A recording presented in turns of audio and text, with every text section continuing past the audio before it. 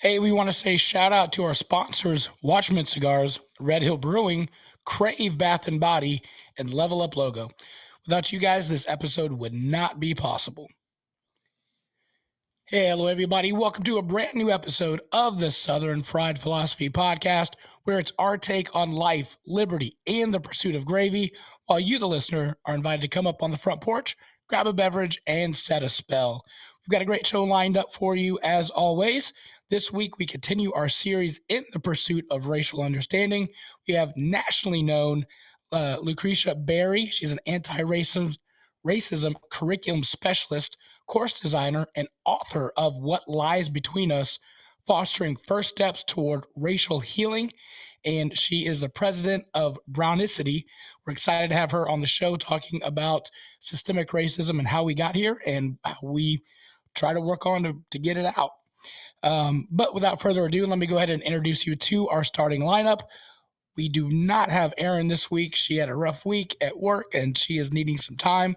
So she is going home and going to bed, which I wish I could do right now as well. Are we allowed to make that excuse? Yeah, evidently. She just did. So I'll see you. I'll see you later, guys. Good night. Good night. Have a good one. Good night, everybody. If anybody could do that, to use that excuse, it could be Magic Man. Magic Man, how you be doing? Or not how you be doing, Hey, but everybody. what's up? Oh, gosh. Yeah. No, yeah, like we were talking about earlier, I've got a late night coming tonight. After we get done, I get to do a continuation of that go live I was on last week. So, but hey, not a long night in a good sense, we should say. Yeah, that's right. There you go. Hey, gainfully employed and not complaining. There you go. We've got producer Brian, who evidently has gangrene. You're very yellow. I'm yellow? Doesn't gangrene? Jaundice. I'm jaundice. There you go. Sorry, jaundice. You know what? I can probably fix that. I'll fix that in a minute. And of course, I be your illustrious host, Biggin. And how about you? Producer Brian, where can our people find us on the socials? Well, we are all over the interwebs as I talk and change my color settings at the same time. You want me or Ryan to do it? That's no fun. Just your... The only thing I can talk about. All right. You can go to sfpradio.com where you'll find all of our social media links, TikTok, Twitter, Instagram, Facebook, Tinder. I don't know. You can also leave a voicemail there if you'd like to give us a pizza order or tell us any dreams we can interpret. You can find us on YouTube at youtube.com/Southern Fried Philosophy. There's a biscuit and gravy video out there with about 8 views. It's really good. You should check it out. Nailing it. Yeah, man. I think is that just on our site, or is that I think Jim might have at least 11. So, well, there we go. We've got 19 people making decent biscuit and gravy in the country. We're doing our job. That's right. All right. Educating one person Ryan, a day at a time. Did you watch the video? Have you watched us making said biscuit gravy? Oh crap! You had to put me on the spot. See. All right. So, all right, that's okay. That's all right. I'm not. But look, I will now. All good. That's your homework assignment. I want to be number 9. I've said that statement my entire life. Just I'm okay with 9th place. Nice place. Right. There you go. There's 8 participants, but it's okay. There you go. Just check out our website, sfpradio.com. If you want to contribute to the show, because we have zero marketing budget, we would appreciate, throwing a couple dollars here or there to keep the thing going. We appreciate it. We've got lots of equipment, expensive equipment, stuff that I find on Craigslist and use duct tape. So if we can help get the word out by, just a few of your dollars, that would be fantastic. Just go to sfpradio.com. There you can find a Patreon link. Click the link and subscribe, or just give a couple dollars. That'd be great. All right, we're going to do our shout out to our listeners from Iowa. Our guest, Dr. Lucretia Berry, went to Ohio State University. So therefore, we're giving a shout out to our listeners from Iowa. Did I just say Ohio? Because I do that. I get Iowa and Ohio mixed up. So that wasn't intentional that you said Ohio State and Iowa? They're not even. I get those confused. They're not even border states, I don't think. I know. Is my brain so Iowa and Idaho? I get confused, and 4s and 5s. My brain is just wired so crazy on those two. So maybe she's got an education background. Maybe she could help me learn that. 4s and 5s in Iowa and Idaho. So she's from Iowa State, not Iowa. Oh crap, not Ohio. See, I can't do this. Iowa State. So let's just start over. Ryan, tell us tell our listeners from Iowa some interesting facts. All right. Iowa. Yeah, about the home state. Tell them something they already know. I quit. Yeah. I'm done. Yeah. Leave the Iowa. geography to Magic Man. That's right. Hey, I did major in college, so Did you really? Yeah. Are you serious? Yeah, I got my degrees in geography with a concentration in urban planning. So, and urban planning is not something I would probably do in Iowa. Well, no, they do have some cities like Des Moines and some others. People live there. Yeah. I digress. Yes. Yeah. I'm going to need to talk more about this degree in geography. Yeah. At some point, not right now. I don't remember it, but hey.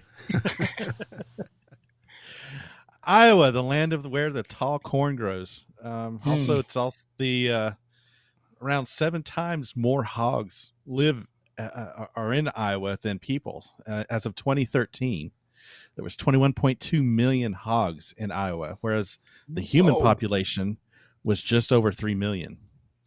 So hopefully they're talking about the animal and not overweight folks. Motorcycles. Yeah. Oh yeah, or motorcycle. That's right. There it is. That's right. That's right. At 2.4 billion bushels, Iowa produces the most corn of any state, even more corn than some other countries like Mexico. So really, I don't know, some of those tortillas and taco shells and what have you, they're probably made with possibly corn from Iowa. Who knows? Iowa. Well, I love me some corn. That's right. Professor John Antasoff. I'm butchering his name, and if he's listening, my apologies. He's not listening. You think he's listening? He's not listening. Hey, you never know. You never know. Yeah. Hey, if you're listening, leave us a voicemail with the correct spelling of your name, please, sir. Yeah, the correct pronunciation. Atanasoff. There we go. Professor John Atanasoff. Okay. Student Clifford Berry, both USA, created the world's first electronic digital computer, the Atanasoff Berry computer, ABC, at Iowa State University. There you go. It was made between 1937 and 1942. So, hey, we got Silicon Valley starting in the corn state. How about that? Wow. That's fantastic. Or hog state, too. Yeah. So, we've talked in the past about going to Buc-ee's, which, by the way, my wife and I did stop at yet another Buc-ee's.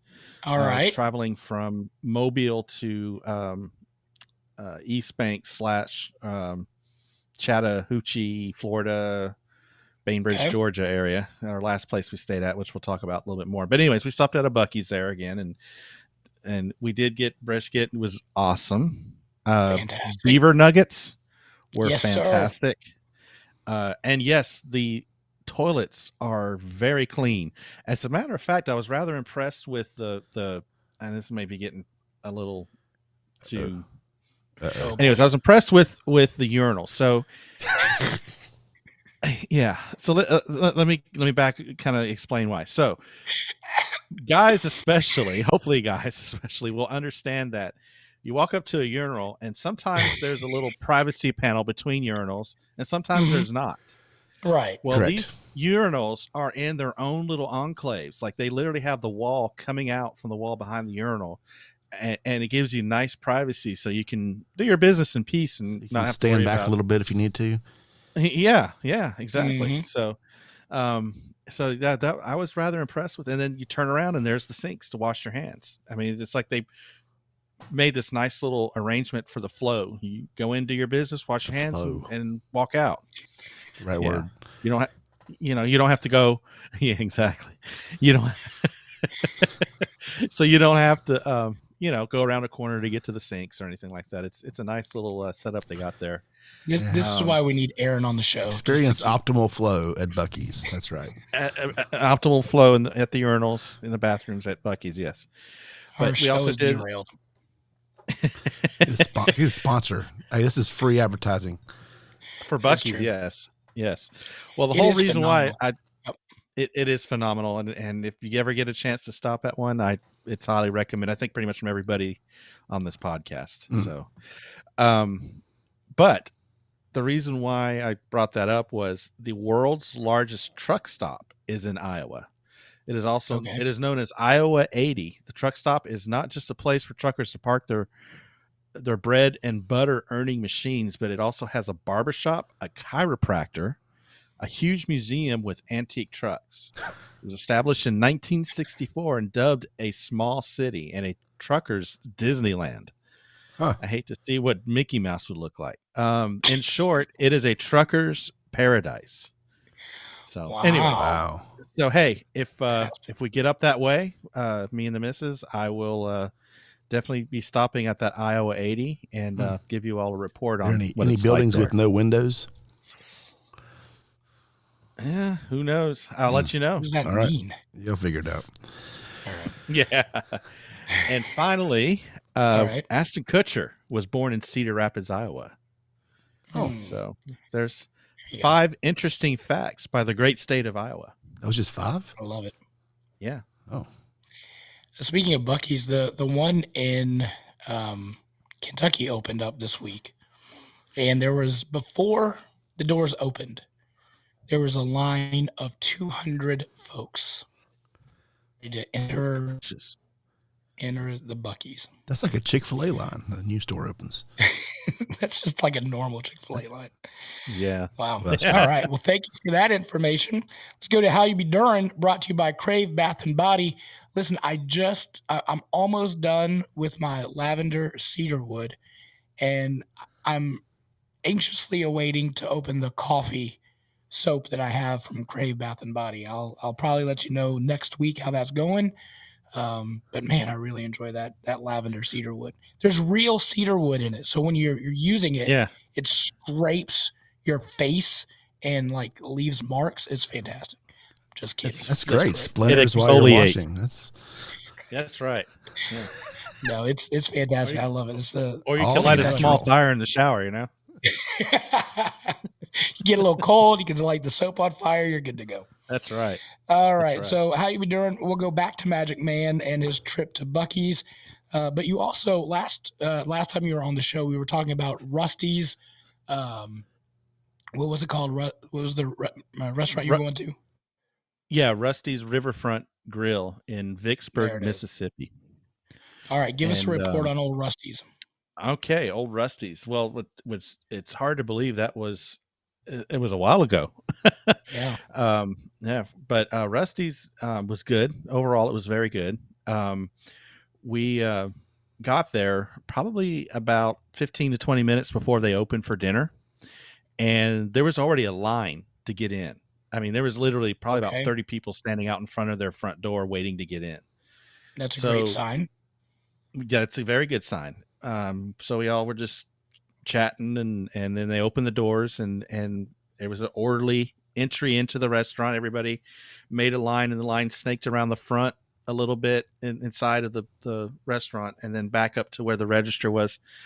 So that way, the people, the greeters or whoever they are, can get them to their tables. And we got to our table fairly quickly. We were towards the back of the line. The service was very good. The people were very friendly in that restaurant. Okay. So far we've got optimal flow as well. Optimal flow. Yeah. Very good flow. Yes. Perfect. So I had this is bad because it's been a while. I forgot what I had. I think I got a cheeseburger. You knew it. And I enjoyed it. And I enjoyed the toy that came with it too. All right. There it is. Yeah. But well my wife done. got some fish. It was like fish on Alfredo or something, and she said it was excellent. So the food was very good. very good. I mean, other folks that were there said they enjoyed eating there. The food is very good. The only downside that we had was the bread that they bring out in it before you eat, the appetizer bread. They're like yeast rolls, but you can tell they were like in a freezer or from a freezer and warmed up in a microwave. Because they and it's like they had freezer burn. So that taste you get with rolls when they've been in the freezer a while and they've had freezer burn and they get warmed up. Yeah, and then the butter that they brought with those rolls weren't very good either. It wasn't very good. It tasted kind of. I'm out. So I'm out. Yeah. So those that was the only downside. Everything else great. I would give them a 4 out of 5 stars, and I would definitely go back next time we're in town. Okay. All right. Yeah. Make sure you send me the link to that restaurant, and I'll get on the show notes. Okay. Yeah. Producer Brian, how you been doing? Oh, sorry. You also tell us about your movie. So where are you at this week? Well, the next thing we're going to do is we ate at another restaurant, Lulu's in Gulf Shores, Alabama. So the week after we were in Vicksburg, we went to Mobile, Alabama, and the folks that run the campground we stayed at, they were like acting like what's that word, concierge or what? I can't ever pronounce that word. Concierge, thank you. Making recommendations on where to go, and one of the places they said was, "Hey, you need to go to Lulu's at in Gulf Shores, Alabama."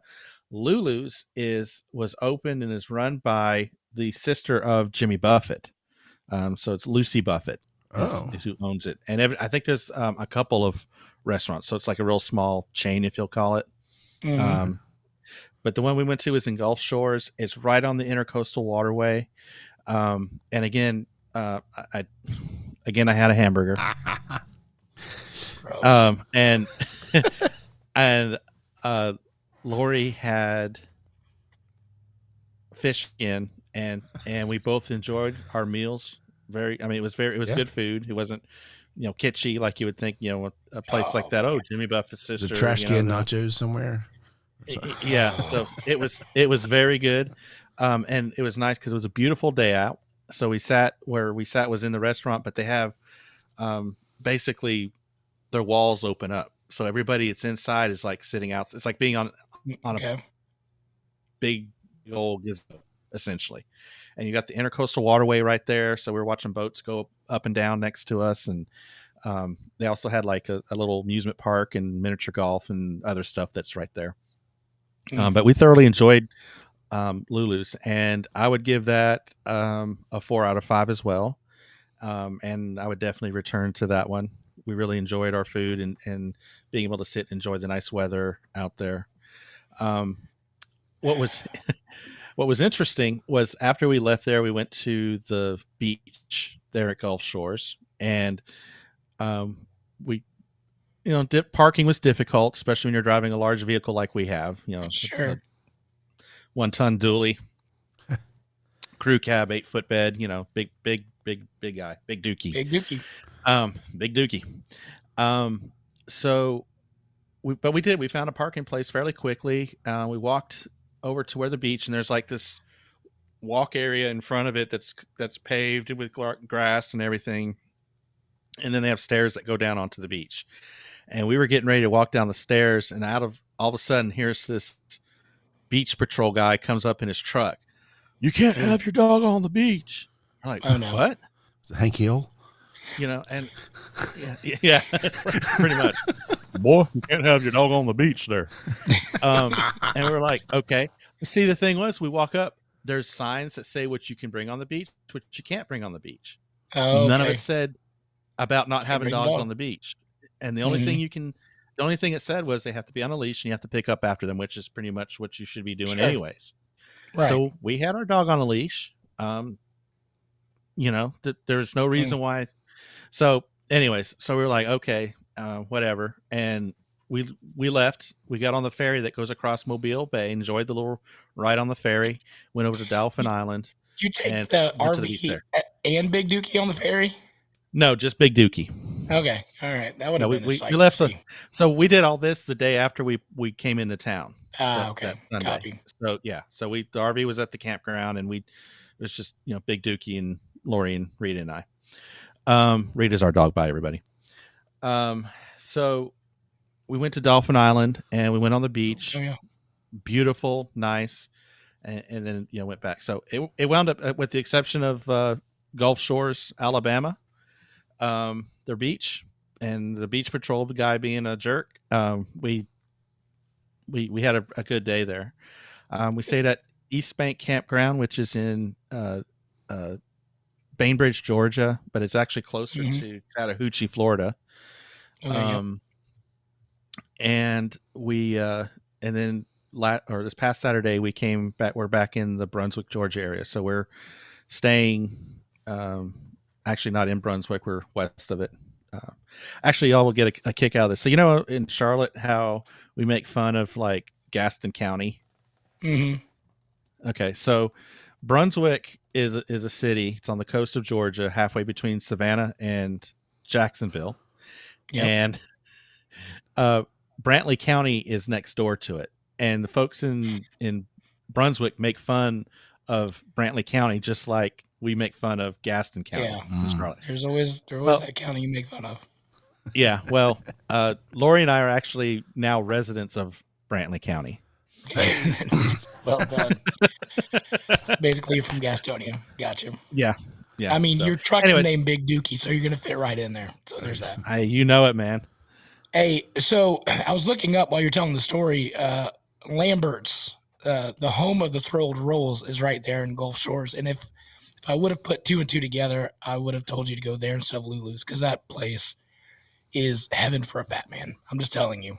Ooh. So if you're over there that way, we'll talk about it more. We're running out of time. But Lambert's, it's where to go. Producer Brian, how you been doing? I'm good. I have recovered from my lunch. That's why you got jaundice. Yeah, maybe. So I've already, Bickens already got some of this information, but I was out running around lunchtime today, and I decided to pick up something from a Thai place on my way home. Mm-hmm. And I like spicy food a little bit from time to time. I'm calling it in. I need a takeout order. And she says, spicy? Question mark. I went, yeah, sure. Why not? Spicy sounds good. Medium? Yeah, medium. Medium spicy. Let's do it. Oh, boy. Yeah. So at that moment, you should have known better. That's it. So tell, how did it turn out? It was delicious. It was very good. And people that like spicy food might appreciate this, but there's a sort of euphoria you get when you eat something. Like there's a pain and there's a relief from the pain, and there's like the flavor of the food, and it all like comes together, and it's like a full body experience because you're sweating. All your senses are tingling. Your ears start bleeding sometimes. It's a really, it's something you can't replicate with every meal, right? I don't know about that, sir. As a fat man, when I eat, I start sweating as well. Start bleeding from my ears. Yeah, and getting dizzy. I don't know how that happens. It's like the meat sweats. Mm-hmm. Only this is after like 3 bites and not a half a brisket. Right. I need the Thai restaurant community to just do me a favor. Everybody get together and just everybody agree on a common spicy level. Yeah. Because you'll go to one and you'll be like spicy medium, and you're like, there's no taste to this one. And then you go to another one and it's like a bazillion degrees. And you're like, how in the world is it so different? So I need folks just to be able to get on the same page. And I mean, just across the board of everything, like your chicken wing sauces, everything is like, is this hot? Is this not? You just don't know. And it's quite frustrating. Another time I was at I think it was a Thai, it was some Asian place where I ordered something very spicy. I was out of town. I was in Richmond, Virginia. I remember this. And it was like early. It was like an early dinner, like 5:15 or something. And they seated me like in a back room, like out of the way. So they didn't, like I was eating my food and like the water, I needed water so bad, but no one was like even walking around to see me convulsing on the table, needing water. So that food was also very good, but the service, could have. I think I asked for 2 or 3 waters when they came. I said, just give me 2 of these right now. Yeah. It was like, it ate all the ice in the glass. Like there was anything wet I could do to get the spice out of it. It was awesome. I just asked the server, can you just leave the pitcher? That would be easier for you and for me. I've done that too. Yeah. How you doing? So it'd be drink directly from the pitcher. Right. Yeah. I need a refill on the pitcher, please. Good. We had a great Easter brunch. I think we, as believers, we enjoy the resurrection of Jesus, and then we also enjoy eating the most bacon we could in a single day. I think that's basically how Easter runs for us now. Wow. So, but we had ham, which again, I think Jesus was Jewish. He didn't quite eat the ham, but so we had a ham. We had green beans. Kept it easy. A potato casserole thing. Yeah. But then my wife decided she's going to make a pineapple bake. Have you all ever heard of a pineapple bake? No. Is it like a cake? Oh no, it's not a cake. Pineapple bake, like a hot pineapple. Like I've grilled pineapple. Yeah, we've got some hot pineapple. We have got. Is that a question, Brian, or is that? That's not a question. That wasn't a question. Okay. But a pineapple bake, and it's pineapple, right? But then she mixes sharp cheddar cheese and bake, and then Ritz crackers. Okay. And then some butter on top, and then bakes it. And it's crushed pineapples, and I say to myself, this is going to be gross. This is going to be disgusting. She's like, just trust me. And after 17 years of marriage, I know, just trust my wife. Just whatever she says, the answer is yes. Just do it. And so we have our meal, and I try it, and I was preparing myself. Turned out it was fantastic. So yeah, pineapple bake is the way to go. You got the sweet, you got the sharp cheddar, you've got the crunch of the Ritz crackers, the butter. I know it sounds weird, but it's delicious. This had to be an accident in like the 70s, right? Oh, like absolutely. Some I want to say housewife, in the 70s, they had those still. Sure, 70s. Had to make something for a potluck, and she's like, oh, I don't have any food. Here's a can of pineapple, a box of Ritz crackers, and a block of cheese. Let's go. Go. Right? Stick of butter. Here's casserole. And then they're like, bam. this is genius. But yeah, history was made. There you go. All right, so I ran across this on TikTok, and I wanted to get your all's thoughts on this. So the question is, in a bowl, which do you put in first? Do you put in the milk, or do you put in the cereal? So I want, Ryan, do you put in the milk first or the cereal first? I do the cereal first. Okay. 1 vote for cereal. Producer Brian? This is madness. But cereal first. You have to put the cereal. It has to be cereal first. I thought that, and I thought, well, this is a TikTok joke. It has to be, because they filmed, they asked 7 people, and all 7 said milk first, which I don't get. My head rigged. Doesn't understand. You put the cereal in first, and then put the milk in, because if you don't, then the cereal just sits on top. Until I asked my wife the same question. Milk or cereal first? And she said she puts the milk in first. What was that number you said a minute ago? 17 years? 17 years. And you didn't know the answer to this question already? No, because we never eat cereal at the house. It's like bacon and eggs. And it's very rare that she eats cereal.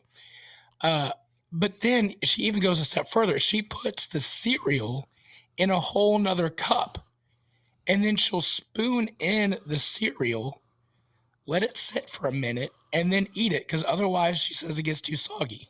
That's extra. I'm sorry. That's just what who has the luxury of time to individually steep every bite of cereal? I got places to be in the morning. Cereal goes in, milk goes in, if you do it the other way, you don't have the ratio right, unless you're like drawing Right. Sharpie lines in your bowl and you've measured it out and you're that kind of crazy. I don't know. Well, I'm a fast eater, so the cereal doesn't even have time to get soggy. Right. That's true. That's what I say. Just eat the cereal Put faster. cereal in, But put the milk in, and boom, boom, boom. so this fascinates me. So I think it potentially. I want to get Aaron's opinion. If we get just the milk first, is the if we get none of those answers besides my wife, then I'm just going to call it null and just be done with it. Because I think it was a thing. But it is interesting. Milk or cereal first? I want to know everybody's thoughts. So that may be our question of the week. I'm going to put out a poll. If anybody will actually take a poll, that would be great. I don't know if I want to know. I've already lost faith in this country, so that's not going to work, I think. I wonder if it's a generational thing too. Because like TikTok is mostly used by Gen Zers and millennials. Yeah. And maybe, so, and we're all kind of, I'm a Gen Xer. Brian, you're kind of, I'm in the middle. I'm in that weird, like, it's not a real generation thing. I'm not a millennial, but I'm not a Gen Xer. Well, both I had of you audio cassettes and AIM at the same time. Yeah, that's right.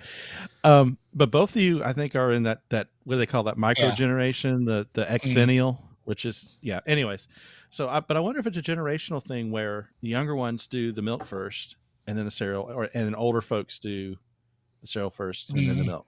That would be curious to see. Yeah, well, we'll ask. We'll ask. I'll do some research on that one. Yeah. But speaking about losing your hope for humanity, one person that is not allowing us to lose our hope for humanity is our next guest. Dr. Lucretia Berry is an anti-racism curriculum specialist and cultural specialist, course designer, and author of What Lies Between Us, Fostering First Steps Towards Racial Healing. She is a TED Talk speaker and a writer for Encourage Me. She earned her PhD in curriculum and instruction from Iowa State University and her BA from South Carolina State University. So, Dr. Lucretia Berry, thank you so much for joining us. This is a huge honor. I really appreciate you taking the time to come on our show. Oh, she's muted. Uh-oh. There we go. Oh, now wait, it looks like I'm lagging. So can you hear me and see me okay? Yes, ma'am, we can. Okay, great. Thank you for having me. I heard your interview, your conversation with Wendy last time, and you made a comment about Iowa State and how you wouldn't hold that against me. So I appreciate that, and I'm happy to be here. Well, it's South Carolina State. I'm a Kentucky Wildcat basketball and football fan, so I know our teams play each other every once in a while. I don't really have anything against Iowa State. You may have us have something against us because we beat you in the bowl, but it's okay. Yeah, it's okay. It's all good. I don't play sports, so I really don't care. I was earlier on the show. I was telling the audience, my brain gets Iowa and Ohio or Iowa really confused. I don't know why it does it. 4s and 5s and Iowa and Idaho. See, there we go. Iowa and Ohio mixed up. So it's silly brain, but it's Iowa State. We made that clear. That's coming. Yeah. So it's coming. It's Ohio, Iowa, Idaho. It's all people confuse it all. So. Right. Well, let's not confuse our topic. We are talking about racial reconciliation and how can we make this world a better place. And I looked through and I can't find anybody better than you to help us move forward in this. Your TED Talk was phenomenal. I was telling the guys pre-show that my wife was actually at that TED Talk, so that's cool. Yeah. That's great. Yeah. That's great. So we're very excited to have you on and help us move forward. And I just really want to acknowledge and say thank you from the bottom of my heart to be able to tell your story and to help us learn from that story. I know it's a lot, and so I appreciate you doing that. Well, thank you so much. And I appreciate your learning journey because, we have a choice to learning is a choice, right? And so Mm. we can choose to learn, we can choose to grow. We can choose to, operate in our power to, yeah, make the world better, or we can be complicit. And so I Mm. appreciate that you have chosen to grow. It took a lot of years to get here, by the way. So tell us, what is Brownicity, and why did you feel the need to start this? Okay, well, Brownicity is the organization, I call it an education agency, that I started in 2015, essentially to bring scholarly informed and evidence based Mm.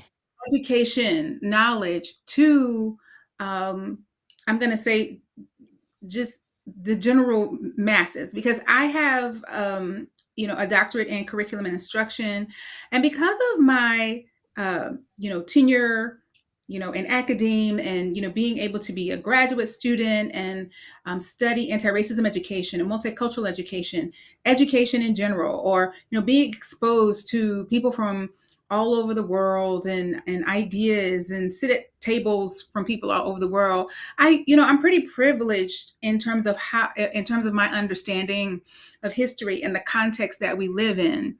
And Mm. so around 2014, people were coming to me with questions, and I'm going to say, like, people at my church, and I Mm. attended a multiracial church. So people were coming to me with questions, because that was around, like Trayvon Martin and Mm. Tamir Rice, and that kind of was getting a lot of media attention, and so then with the Charleston massacre that Mm. happened, yeah, people were thinking, okay, we thought that we were post-racial, right? Right. And now no, and so we're not. So can you explain why? And so it really started with a lot of casual conversations. Oh, because you might think, well, why would they just randomly ask her? Well, my husband is white, so Okay. people assume that we have a handle on racism. And and it's not because we are a so-called interracial couple that we have a handle on this. It is because we both have a background of learning Mm. in this area. So right, so we didn't come into our marriage kind of pretending to be colorblind at all. We were very Mm. racially aware, and educated and informed, and being very intentional about choices that we were making. Sure. um so then, yeah, so that people then would ask us questions about race all of the time. Now, fortunately, because again, we are educated, and actually felt like this educating people was our contribution to the world, then people found us easy to talk to. And so finally, I'd get questions like, well, yeah, like, well, Lucretia, you've met my mom, and she's really nice, but she says some things that are just wrong. Just wrong. I know they're wrong, but I don't know. I don't know how to help her understand that they're Mm. wrong. Those kind of questions, or why is this still happening, or even very vulnerable questions like, Lucretia, I have never in my life had a negative experience with an African American man. So how come when I'm in my car and an African American man is walking down the street, I lock my door? What is Mm. that about? So and so I clearly saw that people needed, like, a formal education. And so as a nation, Sure. we are woefully undereducated about race, which is kind of crazy because it's so prevalent and touches Right. all of us and touches every area of our life, right? It's kind of like math, right? Like, Right. it touches everything, right? Now, or gravity, or Right. air. And so, yeah, and so I then created Brownicity as this space, initially to kind of formally allow people to gather and ask questions and have conversations. And then I was eventually asked to teach, like, okay, can you do something more full? Like, can you put something together and teach us? Now, fortunately, my background is in curriculum and instruction. So designing a course was, easy and fun for me. And so I designed a course, and I call it like an onboarding course or a Okay. foundation course to help people have a foundational understanding about race. When it was invented, why it was invented, how it still persists 400 years later, how it impacted us, how it continues to impact us, and then how we perpetrate it and perpetuate it. And that course ended up being what is now called What Lies Between Us, Fostering First Steps Toward Racial Healing. So yeah, Brownicity continues to be an educational platform. Initially, we served like churches and church groups, but then we've grown to now we serve schools, companies, and we love, creating learning opportunities. So I think, people are kind of finally understanding that, okay, a learning process is very intricate. There we go. It's bedtime, so my body is shutting down. I understand. Yeah. Yeah, the kids to bed. All you want to do is sleep. Yeah. So people are understanding that, okay, it takes more than just, oh, I went and heard this one speaker that one time, or I read that one book, or my pastor talked about it, and so now we're all good. Like, Yeah. it's a whole learning journey, and it's a lifelong learning journey, and you need to learn, unlearn, process, practice, apply, reflect, and then Sure. redo. So people need ongoing support, and so that's what Brownicity offers through courses and webinars and talks and live events. So that's what Brownicity is, and I'll explain the funny word. Okay. Yeah, Brownicity is, please do. yeah, it's a made up word. It combines brown, the word brown, and then ethnicity from ethnicity. And brown represents the melanin that we all have. So that kind of throws back to, yes, we're one humanity, right? Mhm. I know Wendy talked about that. We are one humanity. We all have melanin. I have more, which is why I have my skin tone. You have less. This is why you have your skin tone. Um, and then ethnicity comes from, like I said, the word ethnicity, and ethnicity means that which we have in common. So brownicity is, not just this space, but the word itself is this embodiment of, like, we are many hues of one humanity, and we need Mm. space to, grow into who we really are, and acknowledge how we have been divided and deceived about who we Mm. are in terms of a racial hierarchy. So that's brownicity. And you got that from your daughter, is that right? Oh, look at you! No, look at you knowing the story. That's right. She, because we knew we would need to have very informed conversations with our children, being multi-ethnic children. Like, there's one thing to navigate our hyper-racialized society as a Black woman, and I'm from the South, so I had Mhm. particular education and was equipped how to navigate the South. Yeah. And my husband, is from Iowa, so he would have gotten a very different, toolkit or education about navigating. Like, there was no Black people, so he didn't get it. It wasn't, So then, we had to be. So it was like, well, how do we then teach our children who are going to have a different experience than we had? And when our daughter talked about, us being all shades of brown, yeah, we grabbed that. Like, yes, that's it. We are shades of brown. And then that gave us the framework to be able to talk about, ancestry and, the sun and melanin. And it was very developmentally appropriate, because then later when we introduced this whole thing, race, like, oh, well, race is about the rules and value placed on, how we look. Mm.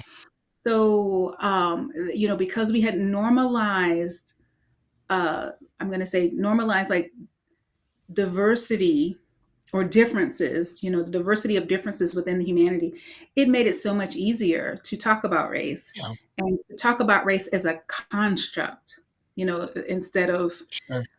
central to our identity. Like, so many people struggle with that. So yeah, look, the babes, out of the mouths of babes. You're Exactly. absolutely right. Yeah.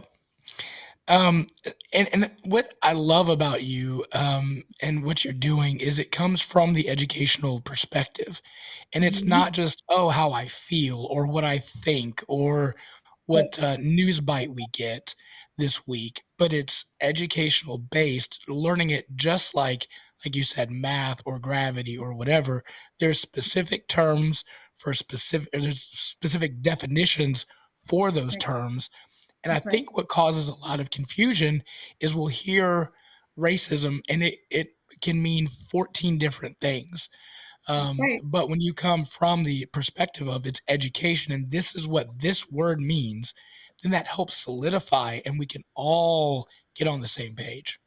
That's right. And that's a soapbox I stand on. Even when we Right. start our courses, it's like, we have to know what these words mean. The very first time we taught the pilot, um, one of the couples they were participating, and they were friends of ours.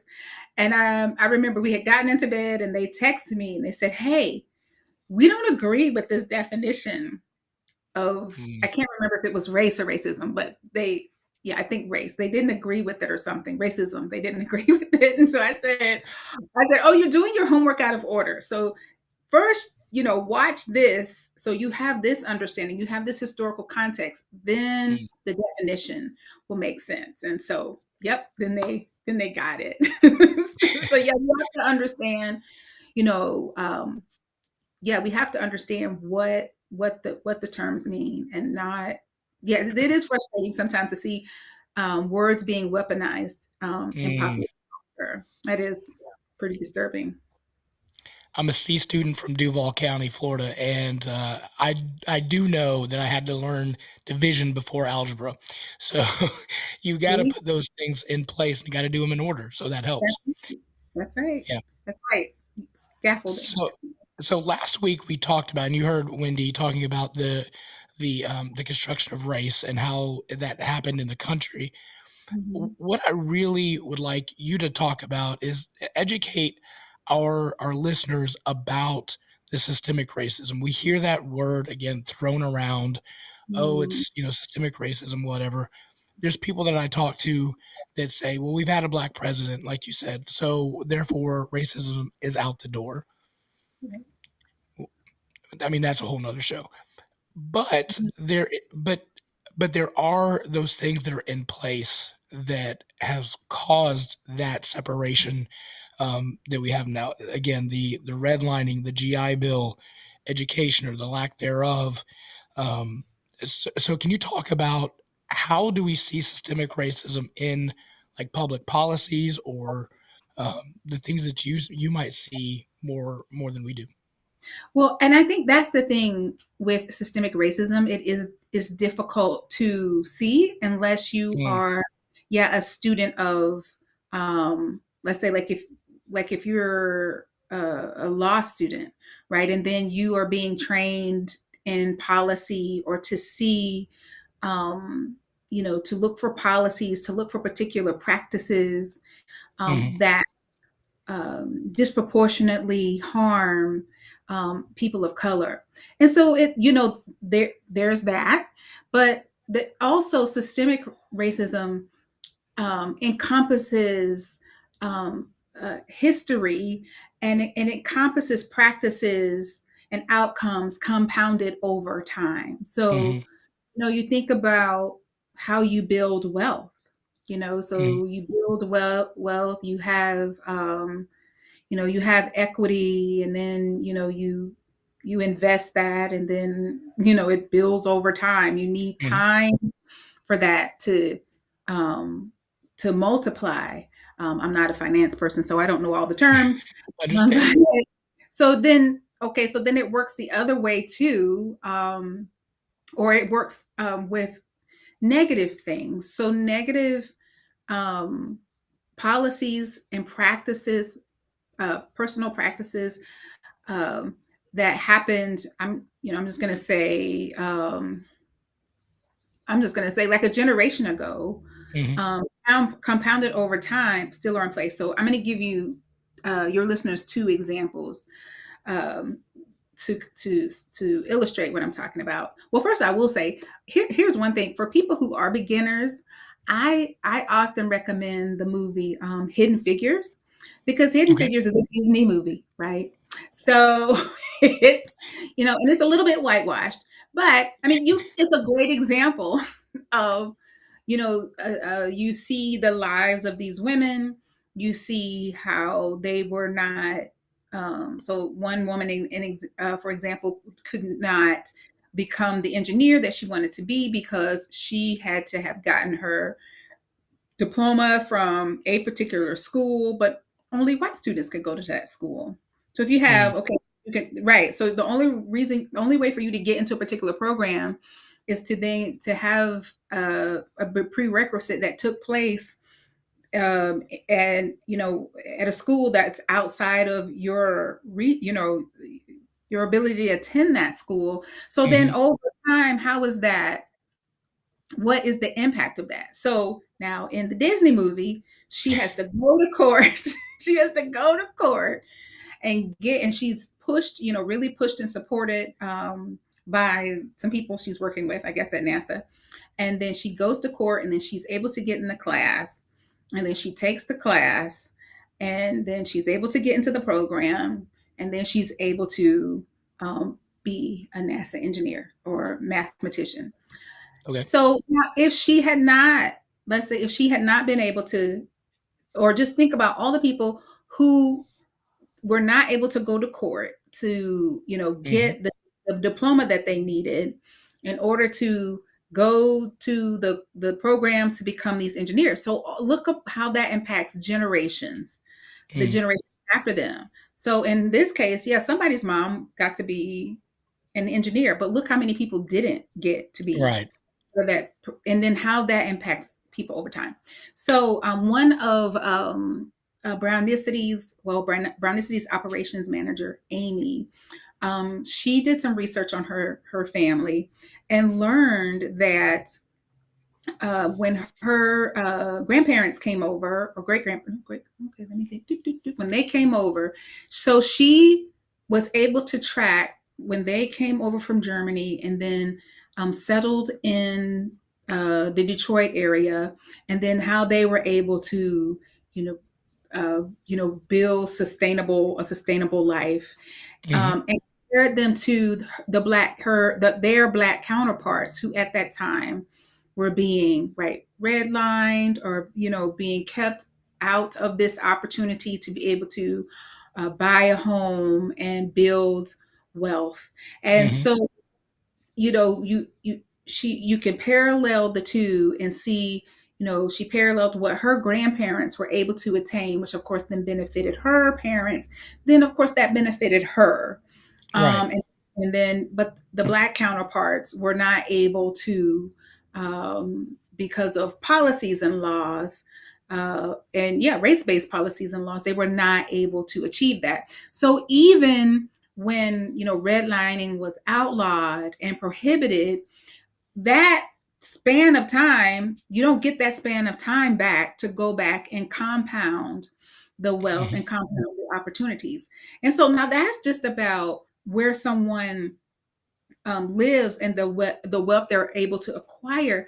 But then that doesn't even consider or take into account, like, well, then what's going on with the schools in an area Mm-hmm. that, so now you have an education that is under resourced. Your schools are under resourced. You uh, when companies and banks divest these, redlined neighborhoods, then that means you have your food resource. Your food source is not of good quality. I remember when I had gone off to college, but my uh, mom and her husband moved into a predominantly black area, And then she was telling me how the Food Lion, they learned that the Food Lion was taking expired meat from the white Food Lion or the Food Lion in the white stores and then just changing the expiration date, and putting it in the Food Lion in their neighborhood. So then Wow. imagine how that contributes to, and that, like, yeah, that's not a long time ago. Like, I'm not that old, and so you think about, so how does that impact health? How does it, I think about my grandfather who served in a war, the Korean War, but was not able to take advantage of the GI Bill. And Mm-hmm. then it was pushed to rentals. And so then his whole generation, and then his children, which is my dad, they grew up in rentals. There was no home ownership. So they're building wealth for the people who own the homes. And those people can send their kids to college. My grandparents can't send, their kids to college, or can't, weren't able to live in areas where, with better schools and, more opportunities. So it compounds over time. So then my dad is the first the first generation to, be able to go to business school. I'm a first generation, like, full college student. Again, I'm not that old. I'm like the first generation. But then I think about, again, they don't not having access to great medical care, how far you have to travel just to get fresh food, and then, when you are when poverty is compounded in areas, then crime rate goes up. And so, his sister was murdered, in this area. So it's all it's a lot of things working together, compounded together, which, again, if you're not paying attention and you're not connecting the dots, you can't see it. And so, yeah, systemic racism sounds like some bizarre boogeyman. Yeah, when you're not able to connect the dots. And I actually use that analogy when I am teaching, or when I first start my beginner courses. It's like, I'm not trying to tell you what to think or anything like that. I'm just going to give you some more dots so that you Okay. draw a full picture. Because those connect the dot pictures where you go Right. 1, 2, 3, right, and then you see the Right. picture. Oh, it's a flower or whatever, It's right? the Or magic eye, right? yeah, it's a puppy or Stare really hard. something. So you connect, but if you don't have the dots, you can't draw the picture. And Yeah. so you Yeah. can't see systemic racism if you don't have the dots. I have a question. So, I how have I didn't know about half of this stuff. I'm Right. 41 years old. Mhm. I grew up in the South. Mhm. I some of the things you said apply because I was the first college graduate in my family, but we were poor white people, but I Yeah. had no idea some of these things existed Right. and Yeah. until recently. And that blows my mind. And I'm a history guy. Like, I love history. And I always thought maybe the schools, they never got to modern history because they ran out of time right around May, so they always missed the last 50 years. And now I'm wondering if that was intentional or not, right? Because we didn't get into that part of the history books, if it was even in there, right? It wasn't in there. Okay, that's what I want to check. It wasn't in there. Yeah, and that's on purpose. I think, like, growing up, I feel fortunate that I was just able to see stuff for myself, or that I come home and, I tell my parents something that I learned at school, and they would amend it. Like, so for example, I remember I think I was in middle school, but it doesn't matter. But I remember, the teacher said that, slavery in America wasn't that bad, and that the slave, she would have said slave masters or whatever, but enslavers treated their slaves well. And I remember thinking, oh, well, that's good, Oh, So I go home and Nice. yeah, well, everybody has got it wrong all this time. the misunderstanding. Right? Roots got it wrong. No. So I go home and I tell my mom. And so she says, she says, no. She said, no, that's not the case. And she explained to me why my white teacher would feel the need to tell me that. Mm, Or like, well, if it wasn't so bad, then how come, and so she offered, or when I remember learning, we're taught meritocracy, right? If you work really hard, you can have Mhm. whatever, you can be successful. And I would thought, oh, that's good news. So I go home and tell my mm, mom, Mom, guess what? If you work really, really hard, you can be successful and have whatever you want. And she's like, no. She said, well, the slaves worked really hard and they weren't able to, accomplish or achieve what they would achieve. So see how I was going home and my education was being broadened and amended. And I appreciate, you know, yeah, being shown those things, and being a part of, my parents encouraging me to be a critical thinker. mm. Like, Krisha, like everybody I knew worked hard. Like I didn't know lazy people. Like growing up, everybody worked hard. And I'm like, and we poor and we, whatever. Yeah. And it just isn't about economics. But my point is, yes, it's on purpose, I think, that we don't that we haven't been taught this. And and so when people do learn it, yeah, there is so much cognitive dissonance because you think, how could I not know this? And so yeah, we weren't taught that in schools, and many schools still aren't teaching it. Again, which is why Brownicity exists. I hope that Brownicity would be obsolete someday, and Mm, that we would that we would learn this yeah. stuff. So because when we're informed, right, like when we have a mutual understanding, mutually informed people seldom disagree.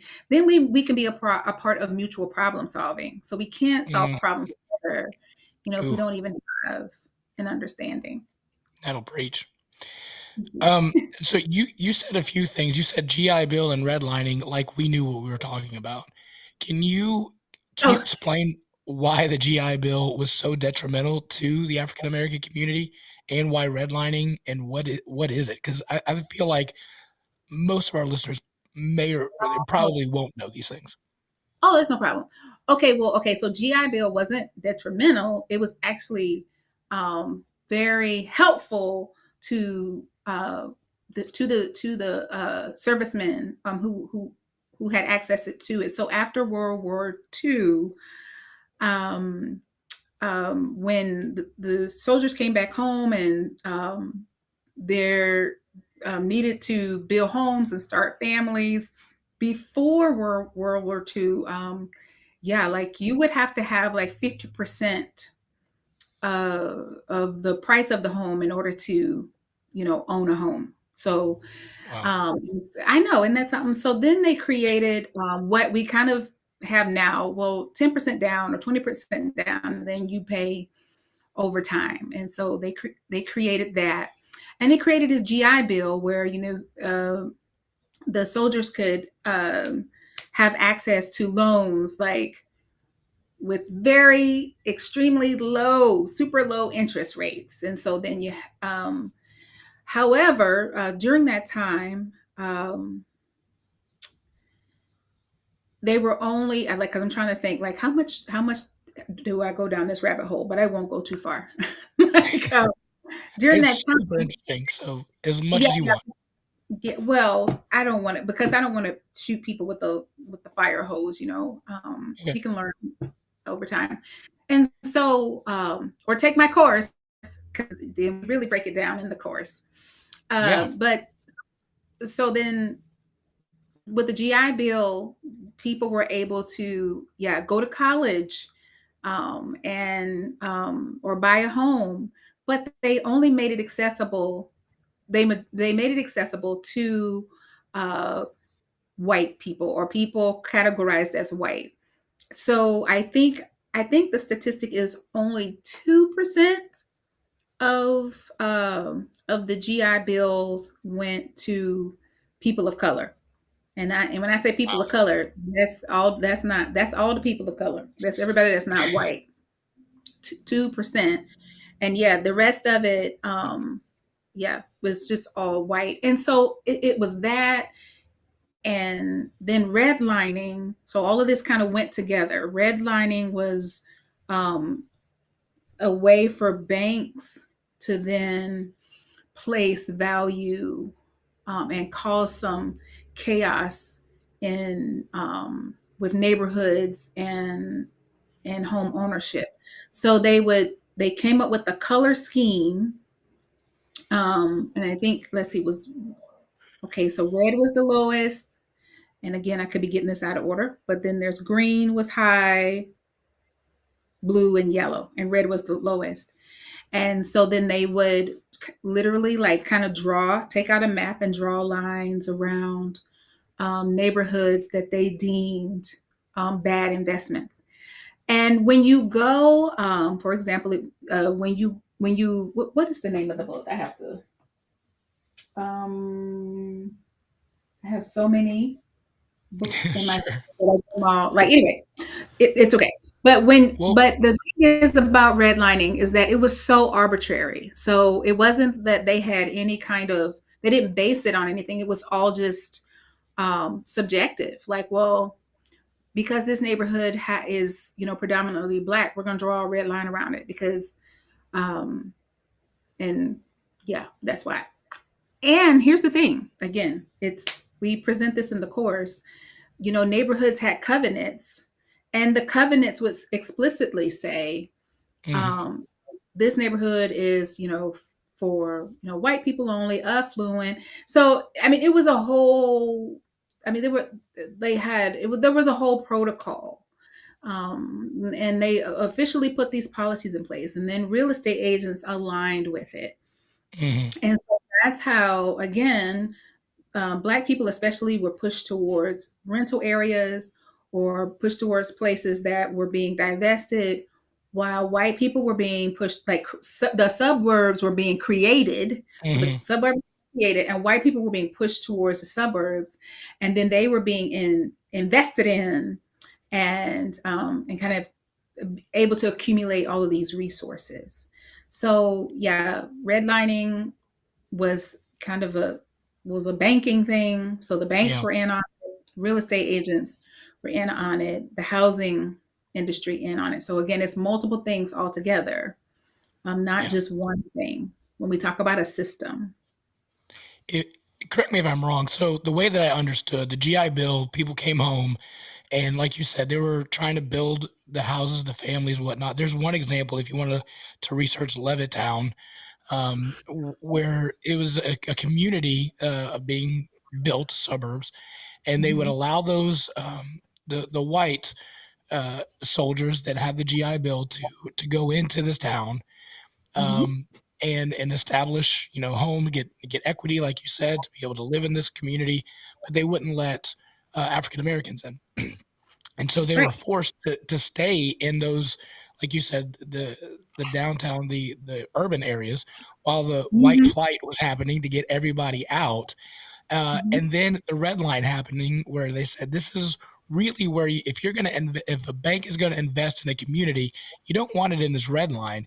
You want it mhm, out here in the suburbs because that's where your profit's going to be. That's where you're going to make the most money. mhm, And the fact of you could qualify for a loan only in these redlined areas if you were African American, but these blue lines or whatever, those are much easier, are easier to get for white families. And so that's where that line occurred, no pun intended, of that separation. And I had no idea, like Brian was saying, I had no idea that this was happening or this had happened back then. yeah. And and that's what caused that. Yeah, and it's designed. And so we think Mhm, that, oh, we segregate because of some kind of in-group, preference. But no, mhm, the segregation was designed. Um, right. So and we still see that trend today, where by and large, white people segregate themselves the most. So it's mhm, like this is mad rush to like leave the city and move out to a suburb, and then sometimes over time, then it's like, okay, now we got to move even further out. mhm. Um, and the irony is, and then, you know, there'll be like a hyper white space, a suburb or neighborhood, and then they'll say, let's do a diversity initiative. It's like, Wow. wait, hold on. But and here's the other thing, and I love that Wendy brought this up. But in that whole redlining scheme, there was something called block busting. And this was a way for the banks to take advantage of white people because they would play on their fears. They know that, you know, people racialized as white are taught to fear everybody else. They don't even know why, just taught to fear everyone else. So then the banks So true. would make right, and the banks would kind of play these games and say, well, black people are moving in. Do you want to live near black people? All kinds of creative things. Like it, when you look into, or you know, when you watch the video or take the course, it will blow your mind. And they would kind of play these tricks and then get white people to sell their homes cheap to the bank, and then the bank takes the home and sells it for multiplies the price and makes a huge profit. And so again, everybody loses. It's not just about, you know, race isn't a people of color problem. Race is a white problem. It was created to manipulate white people. Huh. And so it continues to do that. Like, That's nuts. That's insane. isn't it? It is so nuts. I can't. I just can't. So our last episode was Wendy kept saying the phrase, white people are good people. Now I'm going to use the phrase, I hate all white people. I'm just kidding. It's a Right? joke. It's a joke. I'm so mad at us. Yeah, that's the. I think it's this just needing to be again, because again, when we have this association that racism is about black people or people of color, and it really is no, like racism, like black people are just saying, okay, hey, here's the problem. But you know, if you're benefiting from, you know, systemic injustice, then you're less likely to take a look, right? And so I am constantly pointing when the majority of my students are white. And so, yeah, I want them to see that, oh, this is really about white people. This is really about you abdicating your power. So giving up your power to be complicit in a system of that appears to be, you know, benefiting you. But then, like you said, like you were like, I grew up poor too. Yeah. But yeah, but it is meant to manipulate white people. So you think about, you know, the history that Wendy shared, it was like, how do we get these God-fearing white folks to disalign with the working class of color? So how do we get the God-fearing working class white folks or Europeans to disalign with the working people of color? Oh, okay, well, we create this status and then we give them white status, which is, you know, up, you know, one step up on the rung. And then we blame all the problems on the people of color. So again, with redlining and block busting, you know, the banks were able to say, well, yeah, like, you don't want to live near black people, do you? Like, why not? Like, what's the problem with that? And even the banks were giving a lower rating to neighborhoods that were mixed. There were so many neighborhoods that were racially integrated and were doing just fine. Just fine. No problem. This was post Reconstruction. Just fine. We were, for the first time, this like interracial democracy, multiracial democracy. But then, you know, it's like people in power know how to play the race card to manipulate white people to then align with harmful beliefs and practices. And yes, it's at the expense of people of color, but it's at the expense of white people too. So, you know, racism is really destroying all of us. Yeah. See, it goes both ways a little bit. Because I know I think there's a distrust of white people maybe in the black community too. Like just because of we've been the benefactors of a lot of these policies, right? So I know it's different, I know, but there's things on both sides that make it difficult to move forward. Right. You are so right. In that word, distrust is key. Yes. Yes. Mm. And you were even just talking about,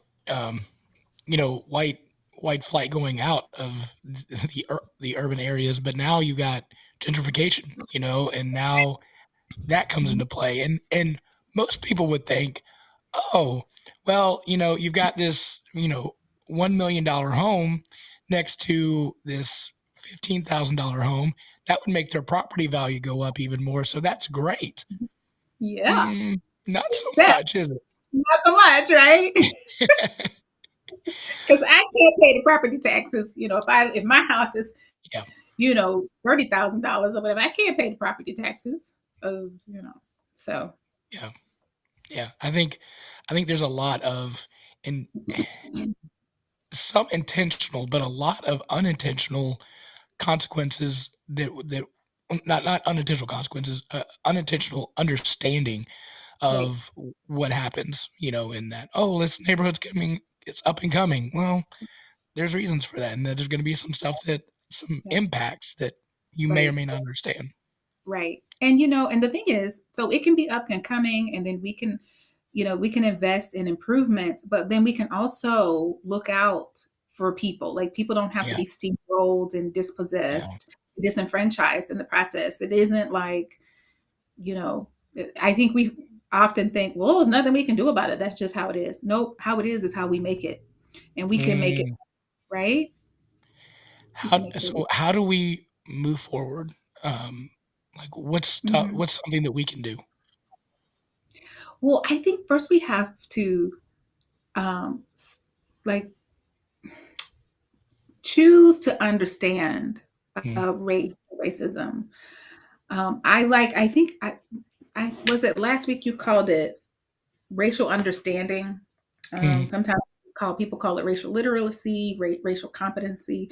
We have got to understand this thing. I don't know, the way we understand football. See, I don't understand football, and I'm like, but we can understand it because it's basically it's patterns.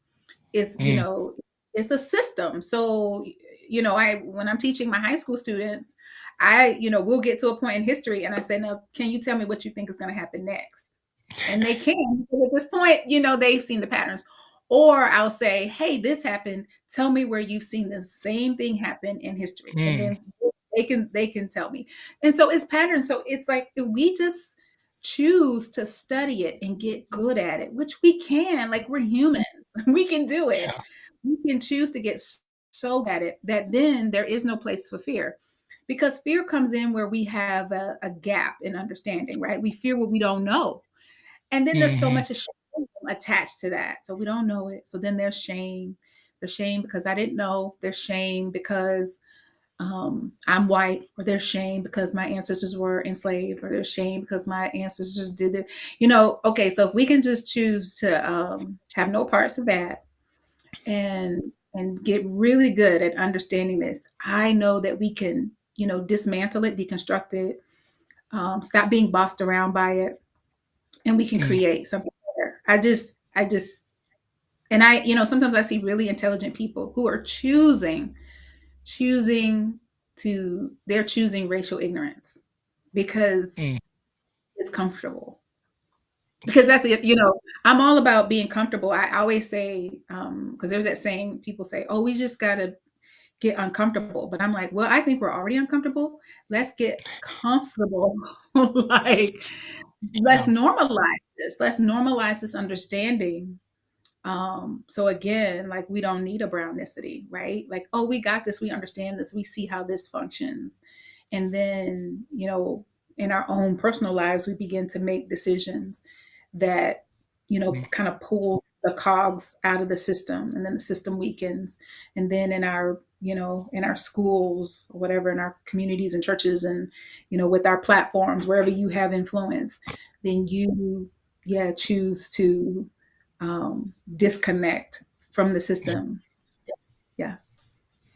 So that's what we got to do. We have to, and I also feel like we're afraid to, like, we don't know how to use our imaginations.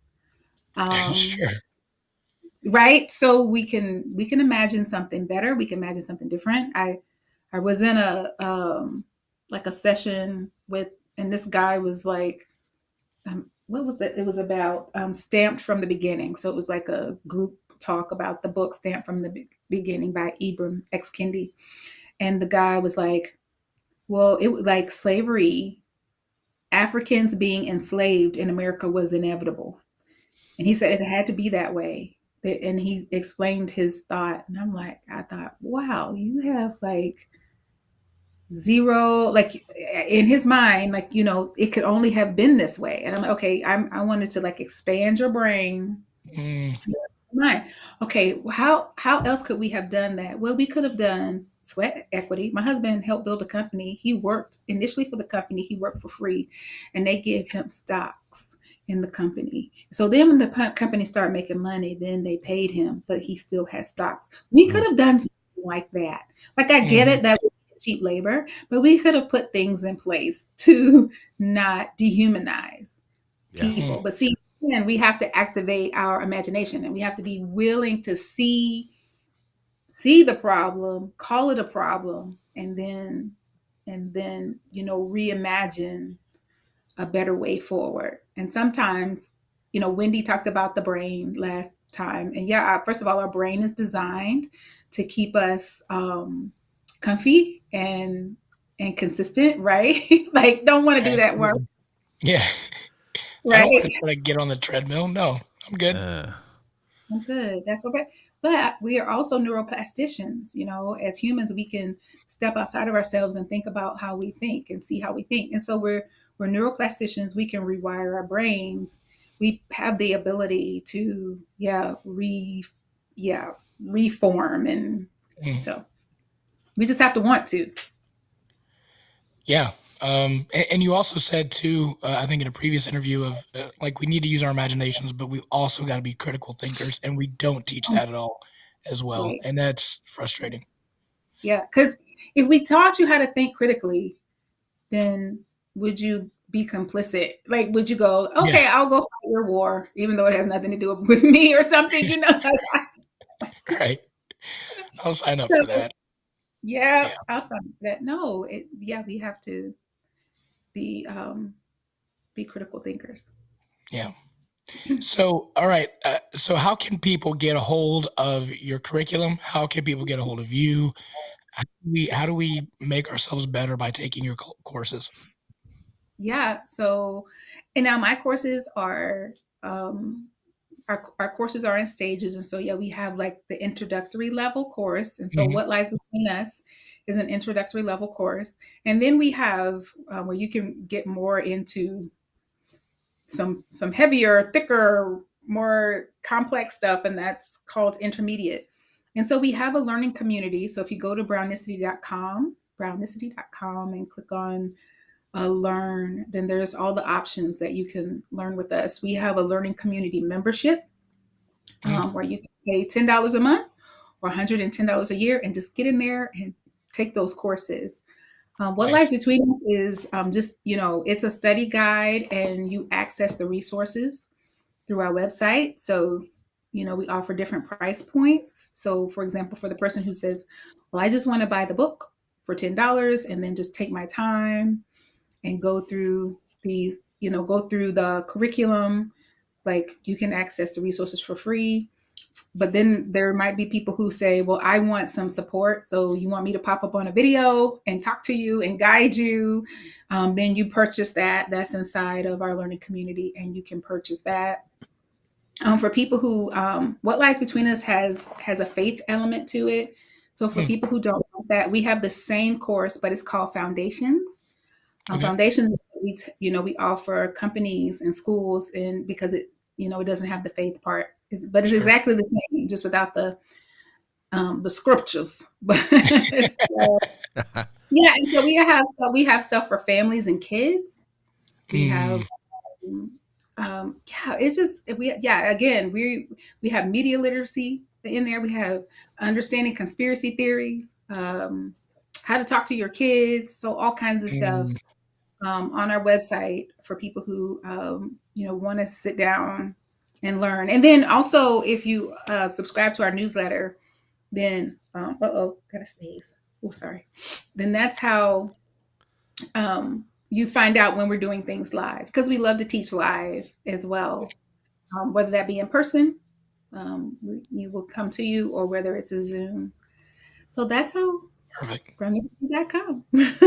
Awesome. You can follow us on Instagram. We post our bloggers are people who continue to learn, and then they share what they're learning, which I love, because it is Nice. an invitation, right? It's an invitation for people to learn. So. Yeah. My wife asked, who do I have on this week? And I said, Dr. Lucretia Berry. She's like, oh, I follow her on Instagram. And I went to the TikTok and all that stuff. So I'll be sure that I do that. Wow, what a blessing. Thank you so much for coming on. And again, telling your story. It really does mean a lot. It's not just a line. Like, this was very helpful. Thank you. Oh, thank you so much. And again, like, I appreciate you all, elevating this conversation, and also elevating my voice in the conversation. So thank you so much. Absolutely. Yeah. I have one question before we let you go. Yeah. I know you heard our conversation before you came on about the cereal. I know you have an opinion because I'm looking at your bookshelf behind you, and they're color coded. There's a green blue shelf, there's a red shelf, there's a yellow shelf. Wow. There's a very specific thing happening there. So I know you have strong opinions here. That's so right. we need to know milk first or cereal first. Cereal first. Right. Okay. I don't understand the milk first thing. Right. Makes no sense. Milk. Yeah, it just makes sense. It just makes sense. Right. Well, thank you again so much for coming on. I'd love to have you come out to maybe our church and do some sessions. That'd be fantastic. Yeah, that'd be fun. Yeah. Well, let's keep in touch. Absolutely. Okay. Thank you again so much. Have a good night. You too. Bye-bye. Bye now. Ooh, that was good. That was some good stuff. That was very good. Wow. So I could just talk to her forever. Like I could ask so many questions, hard questions. And, and maybe this is something, that we bring back again, maybe next season as we get a little bit deeper and dig a little bit harder into that. Cause you're exactly right. I could talk to her for an entire season, cause there's so much stuff there. And next week, guys, I'm telling you, next week is going to be phenomenal. We have Tim Emery. He is a criminal defense attorney, and he's running for Mecklenburg County district attorney. And he's going to talk about social justice in the criminal justice system. I went through a course, and he taught it, and the stuff that he said, you thought this was mouth dropping, which it completely is, but this is more, I don't want to say current by any stretch, but this is a huge issue that there's just so many facts, figures, and everything else. There is facts and figures of everything else. This was just, for me, super impactful. I'll just say it like that. So I should or should not get the Law and Order sound for the soundboard? Oh, absolutely, you should. Okay. Yeah, make sure that's there. Yeah, probably. I do have unsolved mysteries as well. I have I have one of the. Oh, what was it? I can't find it now. I have one of the law shows. Was it the People's Court or something? I thought I used to have it. I think we did a People's Court. Yeah. Maybe I don't have. I thought. I think it's gone now. Oh well. Oh well. So he's going to be on next week. That wasn't it. What was that? I didn't hear that. I didn't do anything.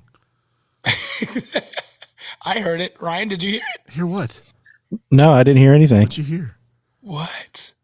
I heard like a bell. It goes dong. You didn't hear that?